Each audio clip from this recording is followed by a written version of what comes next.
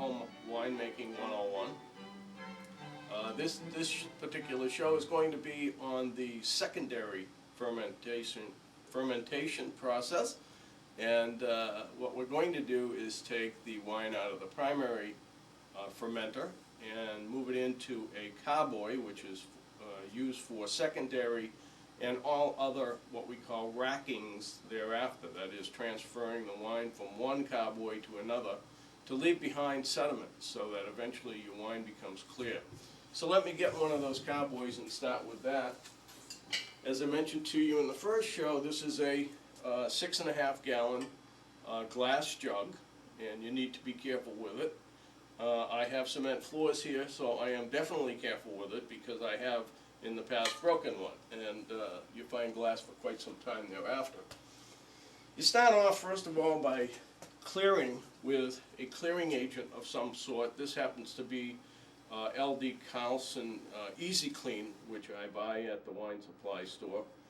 The reason for this and the way it works is that once you mix a tablespoon of it with a gallon of water, you can use it to wash down all of your equipment, and it works with oxygen. And as that oxygen and the cleaner mix together, it actually takes particles off the inside that you may not even see from the carboy. So I will get started with that. First, I've already prepared a mixture of the cleaner, and I will take the siphon. If you recall that from the first show, this is a siphon that will permit me to siphon from one vessel to another, and in this particular case I'm going from that gallon jug into the carboy to get all of that cleaning agent into the carboy. Now this takes a few minutes, so while we're waiting for this to happen, we'll take a little break and come right back to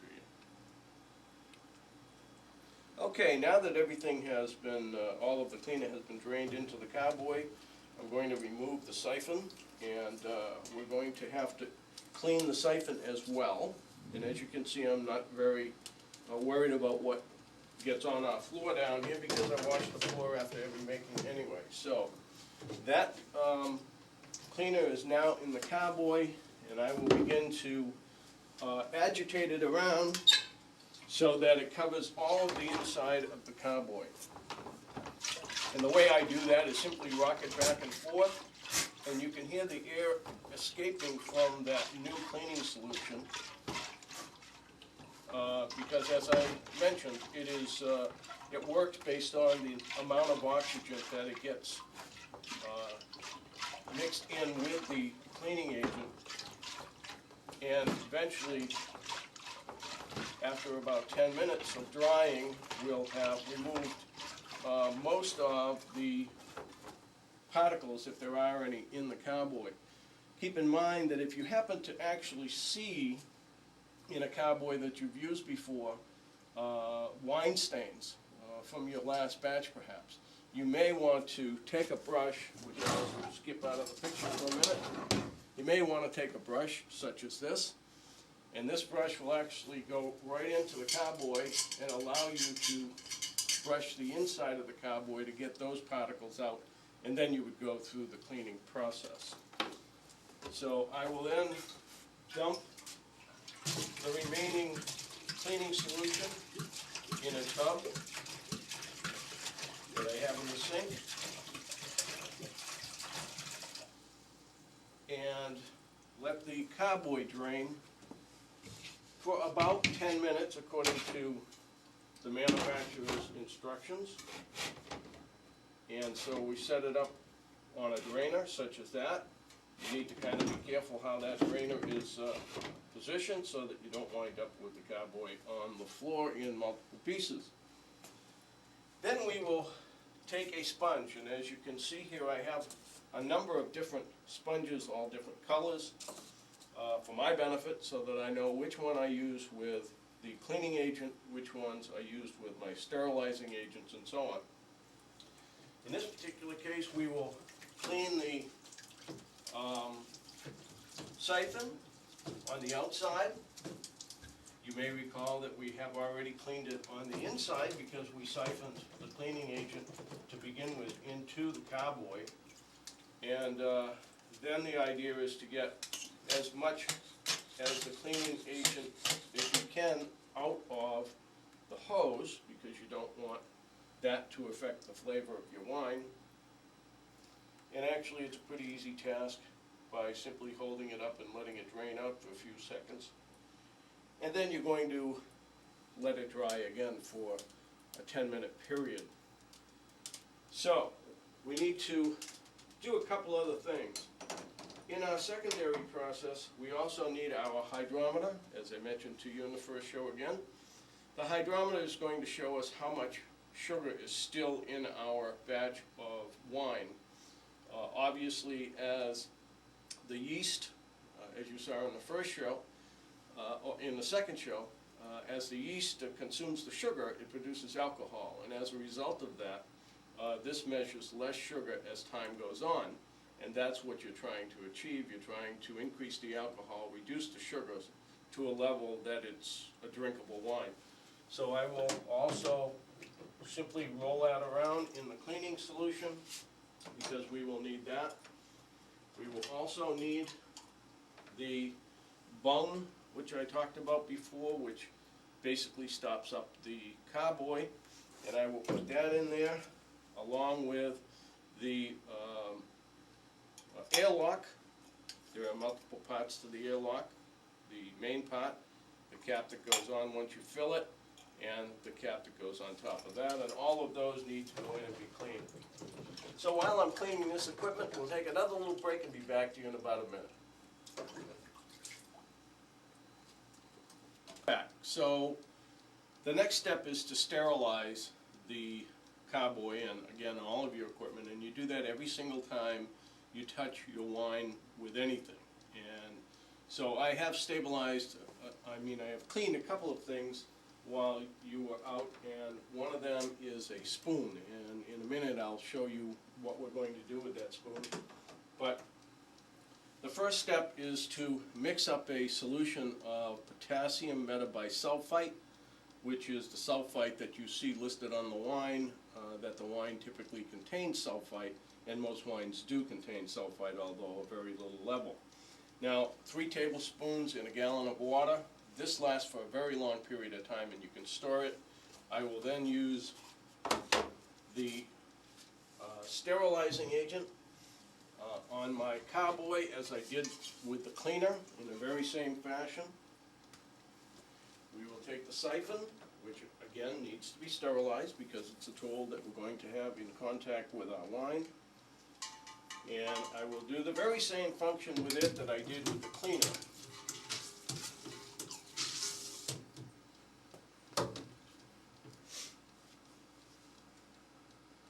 So the process is going to be exactly the same as we did with the cleaner, except we're going to do it with a sterilizer, and again, you're going to let it dry for about 10 minutes. It will dry by itself, and you don't need to rinse it out at any point. So, why don't we take a little break while I go through the sterilizing process. Again, it's exactly the same as the cleaning process, and we'll be back in a minute. All right, now that we have sterilized the carboy and all the equipment, we're going to start to do the siphon. In this particular wine kit, which is a Petite Syrah, it calls for you to siphon all of the solids that are in the wine juice at this point, along with the juice. Some wine kits tell you to leave it behind. Some wine kits say to bring it along with the secondary. Also, in this particular wine kit, we have oak chips. And oak chips are used in place of putting your wine in an oak barrel for months and months at a time, which makes it very easy for the home winemaker, because obviously oak barrels are very expensive. And this way, a small bag of oak chips can be used to add that oaky flavor to the wine, as we commonly expect in the U.S. and actually many other countries that make red wine in particular. some white wines are also used with oak chips. So we put them into the secondary, and the reason for that is that the alcohol content is starting to come up in the wine at this point, and that will enhance the addition of the oak flavor to the wine itself. First thing I'll do is I will take out the airlock. The airlock has been keeping the water out, I mean the air out. There are a couple of things that can destroy wine, as I mentioned to you before in a previous show, and that is light is one, and of course air is the second. So you want to expose your wine to air as little as possible, but don't be paranoid over it, because you do expose the wine to air on quite a few occasions as you go through the process, but it's not for a very lengthy period of time. So the next thing we want to do, we want to measure the specific gravity of the wine, because the instructions tell us to rack it to the secondary only when it's hit 1.02 specific gravity.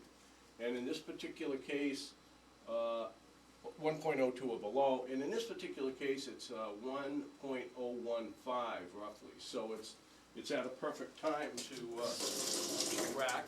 I will wash that off and put it into the cleaner, get it out of the way. You then take your sterilized, and by the way, I didn't mention this before, but you should always have your hands clean, obviously, as you're going through this.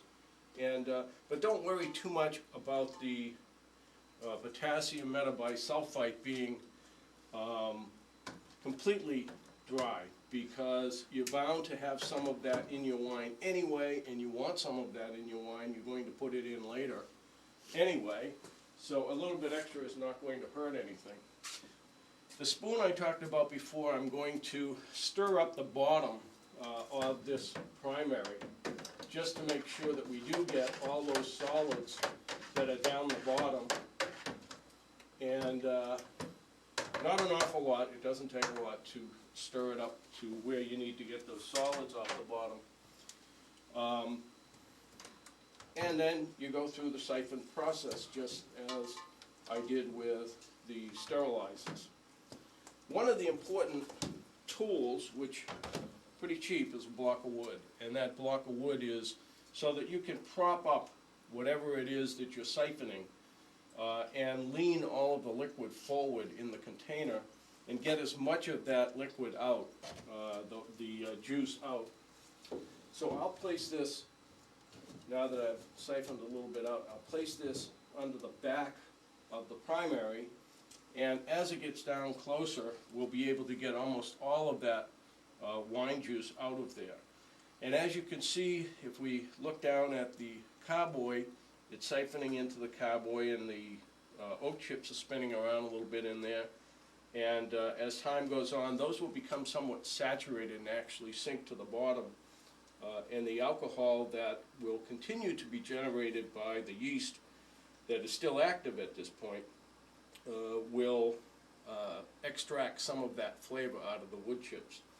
So while we're doing this, we'll take another little break. We'll come back in a few minutes, and I'll show you what we're going to do next to get it ready to store a little bit for the next phase, which in this particular case will be the sterilization, stabilization, and the clearing stages of the wine. We'll be back in a minute.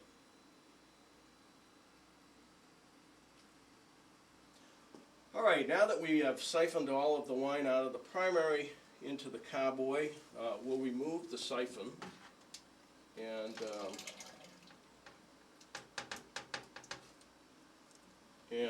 eventually we'll have to do some cleaning here. If I were like my mother-in-law, she says she cooks and doesn't clean, but in this particular case, my mother-in-law is not here to clean for me, seeing how I'm doing the cooking. But at any rate, we're done, and what I will do is take the airlock, take some metabisulfite, which is what we sterilized our equipment in, fill it up to maybe about 2/3. Put the inside on the top and put the cap on top of that. And then insert that into the bung. Now this bung then inserts into the carboy like that. And as you will see, it's still bubbling because there is still yeast in that, and it's active yeast, still bringing down the sugar level and increasing the alcohol level. The alcohol level in your wine should be around 11%. Some are less than that if they're weaker wines, such as fruity wines.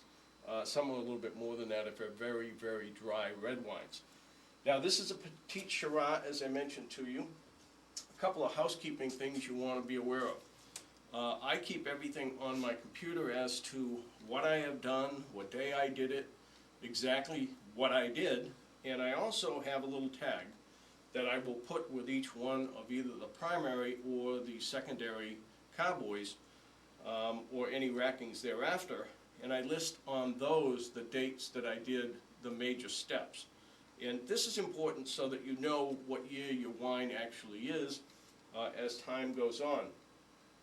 The other thing that we're going to do now, that we are pretty much done with the racking for the secondary, is we're going to cover the carboy, and t-shirts are an excellent way of doing that. You can cover them with almost anything that will keep the light out, because as I mentioned before, there's a couple of things that damage wine, and that is air and light. So given that you have the t-shirt over it, usually a dark one, but it probably doesn't matter whether they're dark or light as long as they block out the light, and it will keep it away from any light that you have while you happen to be working in your wine cellar.